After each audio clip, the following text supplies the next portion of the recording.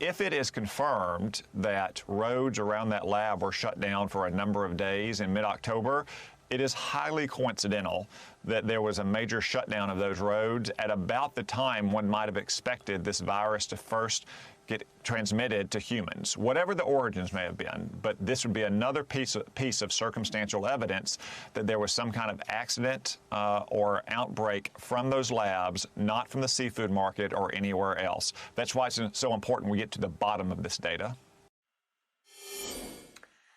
And that was Arkansas Senator Tom Cotton on this program in May of last year, addressing something that he picked up, that there was no cell phone activity or major road activity. They were all closed around the Wuhan lab of virology in October of 2019. This is a very busy area of Wuhan. To have no cell phone activity is a real red flag. Congressman Devin Nunes calls this shutdown exculpatory evidence in his new report on the origins of COVID-19. We told you about that report coming out. It was released this past Wednesday. Joining me right now is the first lawmaker to go on the record right here on this program back in February of 2020 and suggest that COVID-19 could have leaked from that Wuhan lab of virology. Senator Tom Cotton. Senator, you've done great value for our viewers by your honesty and telling it like it is. Thank you for that. Do you still stand by what you said, and what have you learned in the last year about this situation?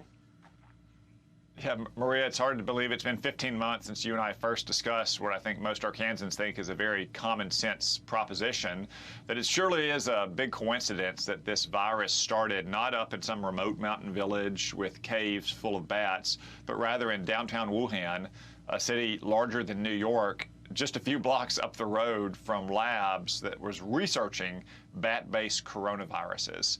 And since then, every bit of circumstantial evidence, to include evidence that came out in the final days of the Trump administration that some employees and staff at these labs may have had coronavirus-like symptoms as early as October or September of 2019, continues to point to these labs as the origin of this virus, not that food market that the Chinese Communist Party used as a cover story from the very beginning.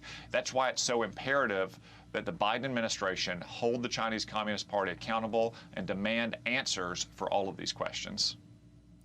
But he's not, Senator. You know that. We're talking about all of the things that's coming out of the Biden administration. You're going to be debating another bill this week on not having people invest in Chinese companies that are tied to the military. And yet the administration just removed one technology company from the Trump blacklist, and it postponed the ban on trading stocks of companies that are tied to the Chinese military.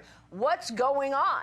The Biden administration keeps giving the Chinese Communist Party a break and rolling over for the CCP.